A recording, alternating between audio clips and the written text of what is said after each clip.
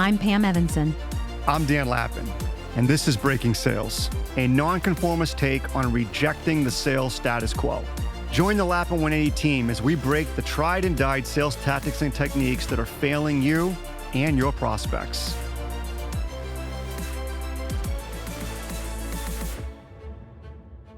So Pam, one of the things that, as you know, I've been doing lately is I've been interviewing these pediatric oncologists, right? And these pediatric critical caregivers, palliative caregivers, right? And talking to them about how do they detach? Okay. You know, detachment tends to have a little bit of a negative connotation, but it's really not meant to be that way. As you and I know, we're not promoting not caring, right? We're not promoting irreverence. What we're promoting is how to remove yourself or from internalizing something that's going on around you that you can't control. Not internalizing. That's a good way to think about it. Instead of removing, not internalizing. I think that's easier for people to understand. Not internalizing. And so what I've been learning from these professionals, I mean, these are individuals who, Pam, literally, they walk into a room and there's a family there. And then in a hospital bed with whatever kind of equipment needed to give life support, there's a child, often a 1-year-old or a 2-year-old or a 3-year-old, right? Or this is the person who's in charge of a child's cancer treatment.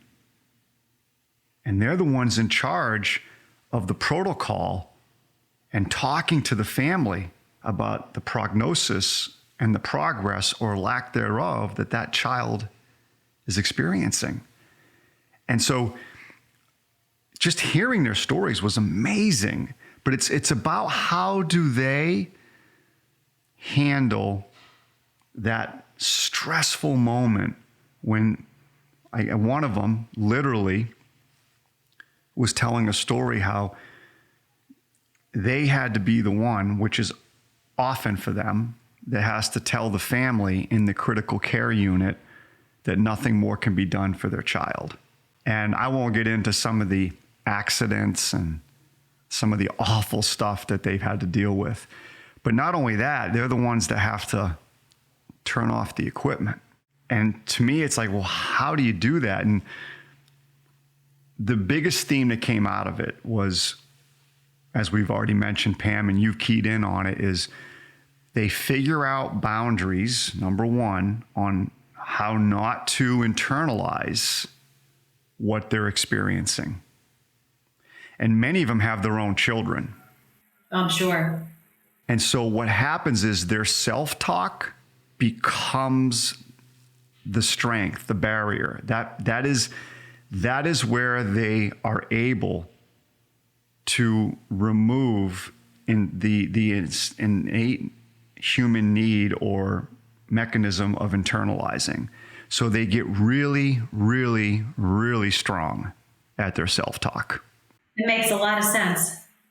Yeah, I mean, and I know, like in sales, right? Everybody listening, we're not having to go give that kind of bad news to anybody. Thank goodness, right?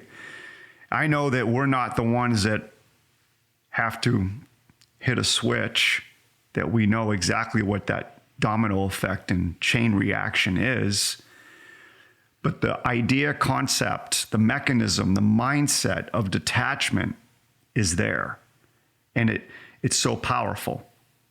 And so our self-talk in these meetings has to be strong, right? We have to remind ourselves, if it's in a prospect meeting, constantly, I can't label what's good or bad here yet. I just heard that they're going to go RFP, and I didn't know that was going to happen. I cannot label it bad. If I label it bad, it'll change everything I do in that conversation. So it's crazy. Yes, it certainly is. Here's my question for you.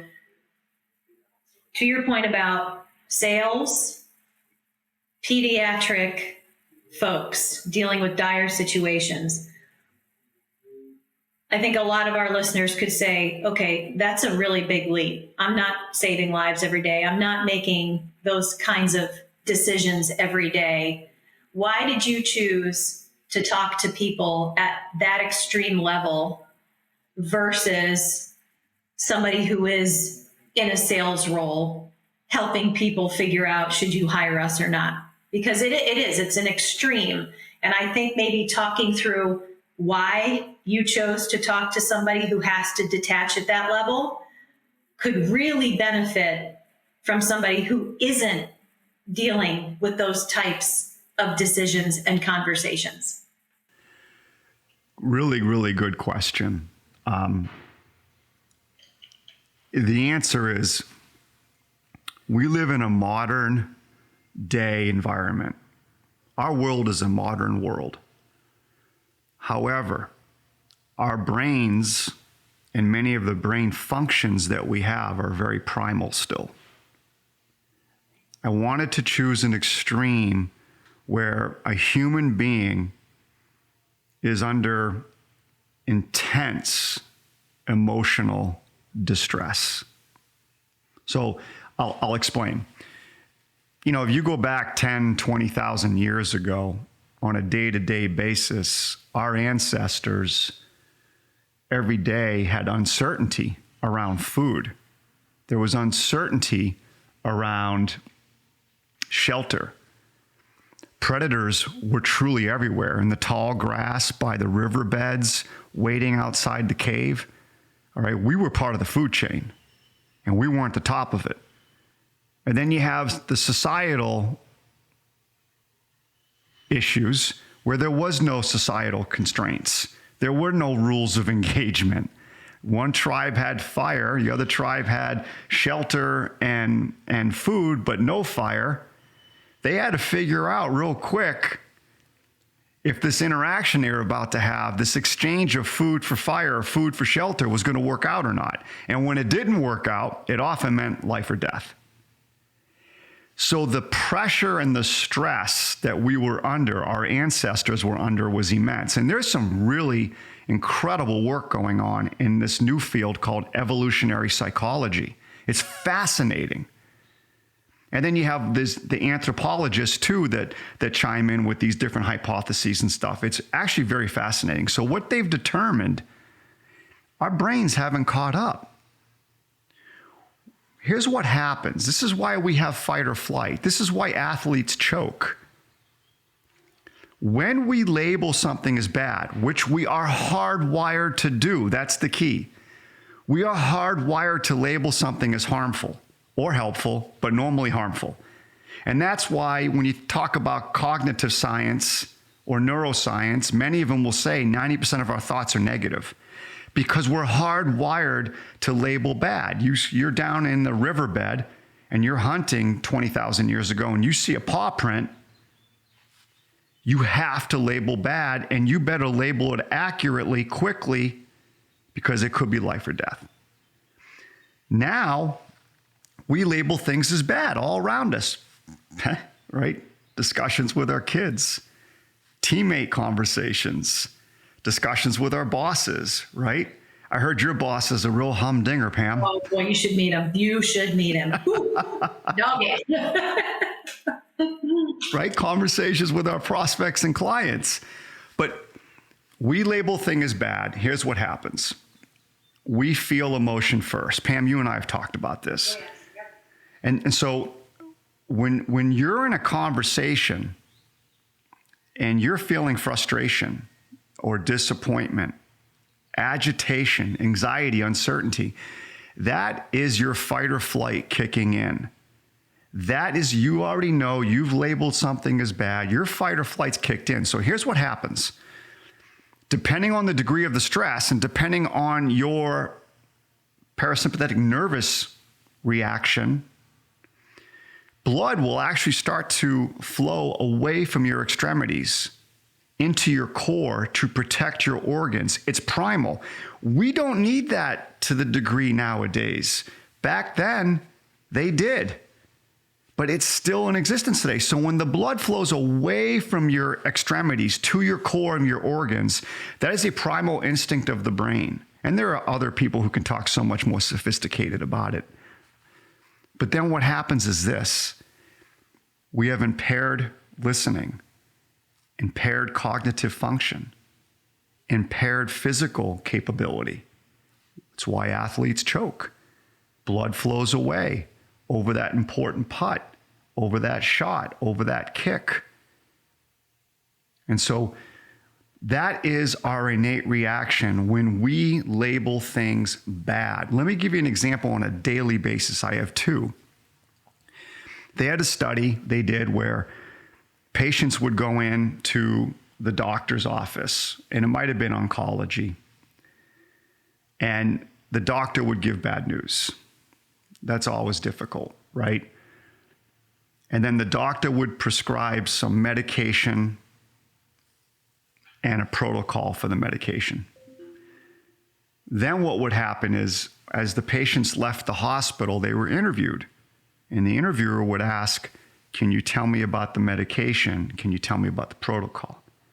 And 9 out of 10 patients couldn't remember the medication or the protocol. They heard bad, which is justifiable. Sure. Fight or flight freeze kicks in, right? The physiological response occurs. Impaired listening, impaired cognitive function. How about those times we've all had where we get the email that we don't want to receive? You know, we may have caused it, we may not have, but we have a teammate, we have a boss, a prospect, or a client. They send us the email. We see their name pop up, and we know we're having a bit of a conflict with them conversationally. What do we start to feel? Anxiousness. Oh, yeah. We then debate whether to open the email now or later. Right? Yeah. And then not only that, when we open the email, how many times have we maybe only read the first 2 or 3 sentences and didn't even read the rest? Or we just scammed or skimmed over it? Oh, guilty. Absolutely. And you can't remember, even if you did read it sometimes, what that 4th or 5th or 6th sentence even really said. Right? So I chose that group of professionals because they are dealing with the extreme. You are correct.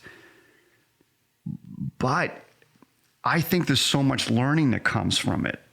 Because if we, just being in coaching, consulting, advising, sales, leadership, teammates, parents, if we can just start to become more aware of trying not to label things bad, it'll have a significant impact on our ability to have a productive conversation with whomever we're conversing with, whether it's a child, our boss, someone that reports to us, a teammate, prospect, or client. And in our world, right, Pam, and we all know this happens, it's simply reminding yourself there is no good or bad here. It's Right. just information. That prospect says, I love our current provider. There's no good or bad. It's just information. It's their current perspective. Let it go. Dive in. We're going to go RFP. It's their current perspective. It's just information. It doesn't mean anything yet, and it doesn't. Because when we label bad, even in sales, and we all know this, we feel the frustration, we feel the disappointment, the annoyance, and the agitation. The second you feel that, you have to be aware your listening is impaired. Your cognitive function and ability to connect verbal dots in that discussion moving forward is going to be impaired if you label bad. Not only do we have to detach, but then you said, right, I think we're going to do an RFP. How do we stay away from going low intent? Okay, well, now my job's going to be to convince them not to do that, to serve my needs. So maybe we then take this another level, right? Because in sales, a lot of times it's not just about the detaching is huge, but now I've got to just also figure out how I stay high intent, not go low intent when what I hear potentially doesn't serve me. And instead of putting all my energy and effort into something that might serve me, take that detachment and help serve up some high intent in that conversation versus, because I hear it all the time, and I'm sure you do too, Dan. You know what? I got it. I heard their answer. They're going RFP. I didn't ride a high or low, but you can bet my next move was to try to talk them out of it. It's like, okay, well, like that. Ooh. So maybe that would be a good one to discuss. But I want to go back to then, I have a question based on what you just shared. Why do you think some people get really good at this? Or maybe here's a different question. Does everybody have the ability to detach to the point where they could be able to handle an extreme situation like you just described? Or are some of us never going to be able to get to that level to be able to handle extremes like that? Can everybody detach to that level where, you know what, I could get to the point where I could do that? Or is it more a natural hardwiring that some people can get to that level and some people can't? Because even me sitting here, Dan, and I do this every day for a living, even me sitting here listening to some of those extremes, I think to myself, okay, well, in a prospect conversation, I can do this, but I don't know if I could do it to that extreme. So is that more training? Is that more discipline around it so I could get to the point where I could handle those high pressure, high extreme situations? As you know, our good friend, Dr. Potterat, wrote the book, Learned Excellence. This is a learned skill set as well. There's different reasons, as you and I know, and I know you've done a lot of research on your own on this, and you've taken many courses on the psychology of, you know, how people are affected by their environment, right? Resilience specifically. Yep. Yeah. Nurture, nature, all that. So nurture, nature has a lot to do with it. But I will tell you, growing up, I was taught scarcity and attachment. I grew up poor. I wouldn't say poor, but I grew up probably lower middle class. And from an early age, and you, Pam, you and we've traded these conversations about how pretty much at age 12, we both had to start working for our own money. Oh, yes. But I mention that because I'm probably hardwired for attachment, but I feel like I've made great progress in detachment because I make it a priority because I've learned to trust it. And in coaching, and for many of our listeners, it's like anything. You have to learn to trust, not labeling good or bad. You have to learn to trust, not assigning a value to what you're hearing, to what you're observing or experiencing. And like anything, it's a journey.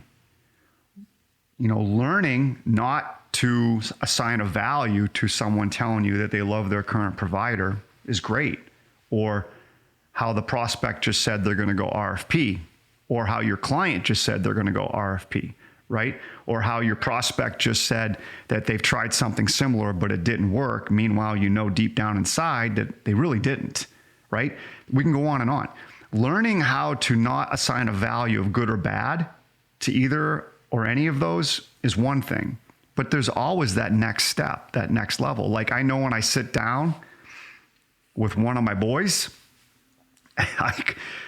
I've got to work extra hard at not assigning a value of good or bad because I care about them so much. I'm attached to what my vision is for them, but I have to let go of that. And I have to realize as a dad, I have to let them create their own vision.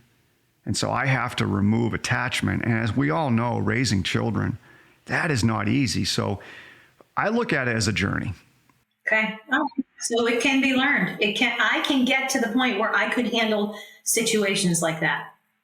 Yeah, when I think back, and I don't want to share too much about you personally because that's your choice, but I know you went through some things with your parents and stuff that, I mean, you got put to the test on assigning value, good or bad. Oh, yes. Oh, yes. So I know you've had to really work on that skill set too. And because of that, my gut is, yeah, you have learned a degree of how to use detachment in a very positive fashion. Because that's what this is about. It's not about, again, irreverence. It's not about not caring. It's using detachment in a positive way so that we can stay objective and we can be more productive in our conversations or how we respond and react to the world around us. I need to learn detachment so I can continue to do my job at a very high level. Yes, that's it. At a very, very high level. And anybody can do this. Again, I look at it like, if I can do it, believe me, anybody can do it.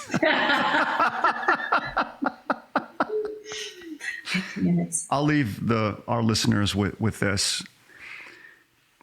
The starting point, because there needs to be a starting point, and I agree, because I know a lot of people we coach will ask, well, what's my starting point? And I get it, that's fair. The starting point for this is what you're thinking before you talk to your kids, what you're thinking before you talk to your teammate, what you think before you talk to your prospect or your client, okay? Or even your spouse. Now, notice how I didn't say spouse much, because that's a little bit different, because that gets kind of hard. It does. What you think before you have or enter these interactions and conversations. And what you think should be just simple. Remind yourself maybe, okay, my role and responsibility here is to listen, or my role and responsibility here is to determine how and if they need help. And it may not include me, and it may not need to include me. That is a flavor of detachment. My role here is to determine if these people should do the RFP or not, and it doesn't need to include me. Now, one of the things too that helps people who really enjoy people, who are people pleasers, and we work with a lot of them, is to remind yourself, hey, this is cool. I'm going into this meeting. Maybe these are good people, but I got to remind myself, good people don't always make good decisions, right? It's finding ways to remind ourselves to stay neutral, stay objective. And by the way, the more neutral and objective we are, the more of the gift that we're giving the other person. It's a gift because it allows us to stay in the moment with them and not get tied up in our own shenanigans. I like that, Dan. Well put. All right. RFPs are next. Is that what I'm hearing? Yes. RFPs are next. Low intent. All right. Pam and Dan signing off. Bye-bye. Thanks for listening to Breaking Sales. If you want to get engaged with us outside of the podcast, be sure to go to our website, lappin180.com. Go to contact us. You can also engage with us on LinkedIn at Dan Lappin or Lappin180.